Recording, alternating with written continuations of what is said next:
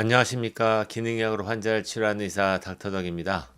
제가 오늘 얼굴이 좀 빨갛게 보일 건데요. 오늘 수요일 휴진이라서 제가 동해에 가서 또 대구를 잡고 왔습니다. 그래서 자연광인 햇볕을 통해서 비타민 D를 충분히 합성하고 왔는데요. 그러다 보니까 얼굴이 좀 빨개 보여도 이해해 주시고요.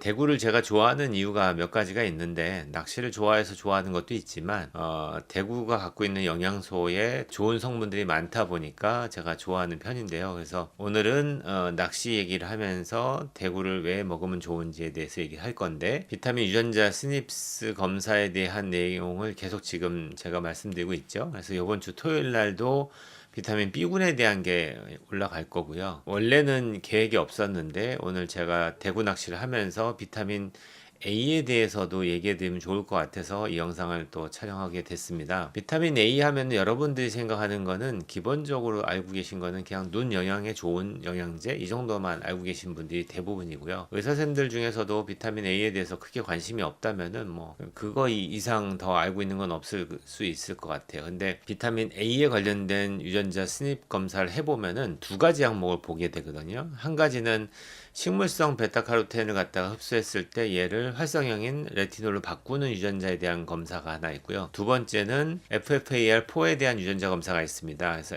비타민 A 유전자 검사 항목을 들여다보시면 두 가지가 있어요. BCO1하고 FFAR4 유전자.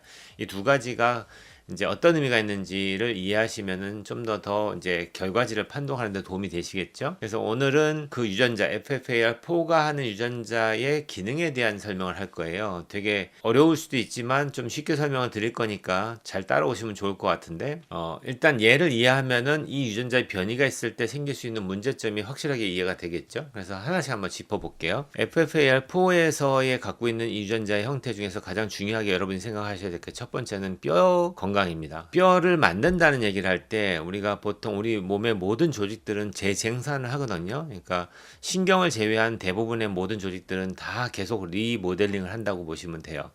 뼈 같은 경우도 6개월에서 1년 정도만 지나면은 지금 여러분이 갖고 있는 뼈는 1년 후가 지나면 거의 남아있지 않습니다. 그 얘기는 계속해서 리모델링 하듯이 뼈를 녹이고 생산하고를 반복해서 살아가는 거예요. 뼈를 생산하는 세포가 있고 뼈를 파괴하는 세포가 있거든요.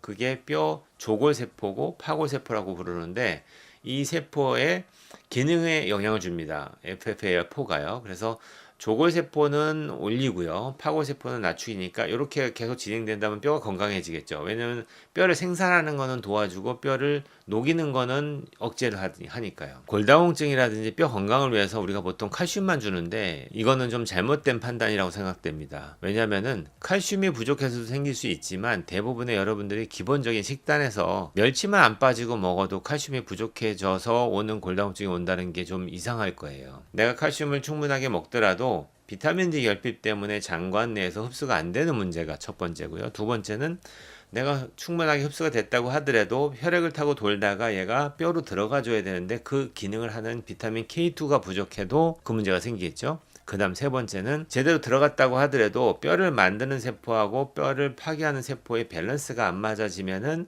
예를 들어서 조골은 천천히 진행하는데 파골이 빨리 진행한다면 뼈가 점점 얇아지겠죠. 그게 골다공증이죠. 그러니까 그 영향을 주는 것도 역시 비타민 A가 합니다. 그러니까 그 모든 것들을 머릿속에 갖고 계시면서 이 사람들이 왜 골다공증이 진행되고 있는지를 좀 보시는 시각을 좀 넓히는 게 필요하겠죠. 그래서 이 FFAR4라는 유전자가 그 역할을 한다라는 거 일단 머릿속에 집어넣어 주시고, 그 다음에는 제가 보여드린 판크레아틱 베타셀하고 엔도크라인 셀에서 나오는 두 가지 호르몬이 있어요. 소마토스타틴이라는 호르몬과 콜레시스토키닌이라는 호르몬 두 가지가 있는데 되게 어려운 이름이죠. 근데 여러분들은 몰라도 되는데 일단은 일반인들의 수준에서 알아야 될 거는 이게 하는 일들만 알면 돼요. 첫 번째는 소마토스타틴 같은 경우에는 그냥 쉽게 설명드리면 혈중에 그 당을 조절하는 호르몬을 만드는 것들을 조절하는 호르몬이거든요. 그러니까 만약에 여러분이 혈당이 막 올라가요. 그러면 혈당을 빨리 없애기 위해서 인슐린이 분비해야 되잖아요. 이걸 조절하는 호르몬이고요. 만약에 혈당이 부족해요. 그럼 글루카곤을 통해서 혈당을 만들어야 되잖아요. 이걸 우리가 시켜서 하는 게 아니고 아주 시스테믹하게 돌아가 줘야 되는데 이걸 조절하는 그 기능이 바로 이 비타민 A의 FFR4 유전자가 하는 거예요. 그러니까 비타민 A를 여러분이 이 유전자의 변이가 있으면은 당뇨도 조절이 잘 안 되겠구나 이런 생각이 드시겠죠. 두 번째는 위장인데요. 위장에서 산을 분비하기에 도와주는 것과 산을 분비를 억제하는 건데 소마토스타틴이 하는 거는 산의 분비를 억제해줘요. 그러니까 억제하면 무조건 나쁘다고 생각하는데 생각보다도 한 20-30% 정도는 위산이 너무 많아서 힘든 분들도 있습니다. 위산 저하만 있는 게 아니고요. 그게 얘기는 이 유전자의 변이가 있을 수도 있겠구나 하는 생각이 드시지 않겠습니까? 왜 이 사람은 위산이 많지? 위산이 왜 과다하지? 그러니까 이걸 조절하는 소마토스타틴 호르몬의 조절이 안 되는 거예요. 그렇게 이해하신다면 비타민 A 유전자 변이를 볼 생각을 하시는 게 맞겠죠. 그 다음에 콜레시스토킨은 뭐냐면은 그냥 쉽게 설명하면 담낭을 짜가지고 담낭 안에 있는 담즙을 우리가 먹었던 음식을 소화하기 위해서 분비하게끔 도와주는 거예요. 그래서 잘 나갈 수 있게 스핑크터 톤을 열어주고 담낭을 꽉 짜주는 역할을 하죠. 이게 잘 돌아가 줘야지 이 담낭 기능도 좋아지고 소화력도 좋아지겠죠. 췌장액도 마찬가지예요.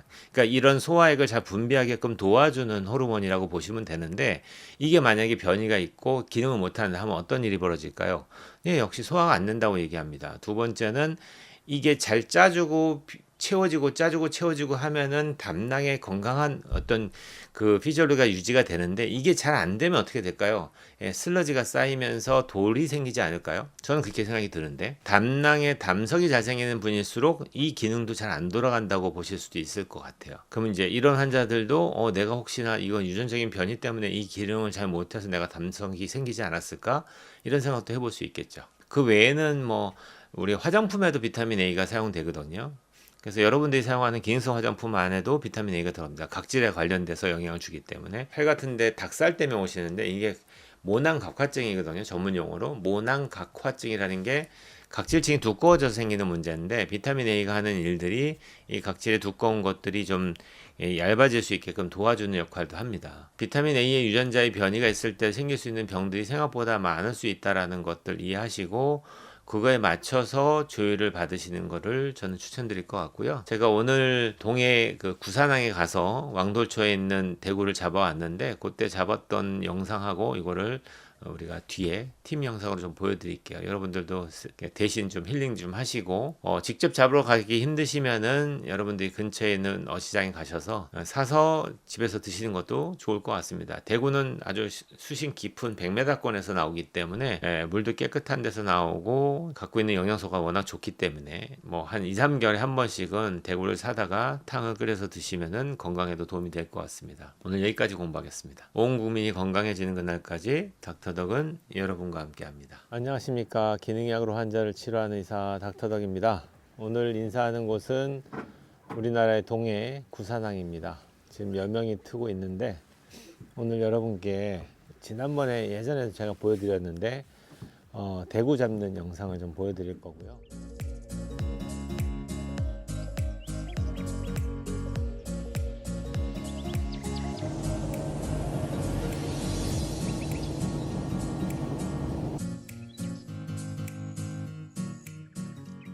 자, 동해안 대구가 올라오고 있습니다. 낚싯대 쭉 갑니다.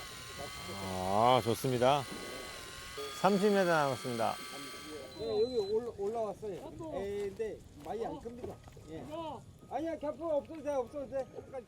똑같은 속도. 오케이, 올라왔습니다. 자. 한 60cm 정도 되는 대구 같네요. 안 큽니다.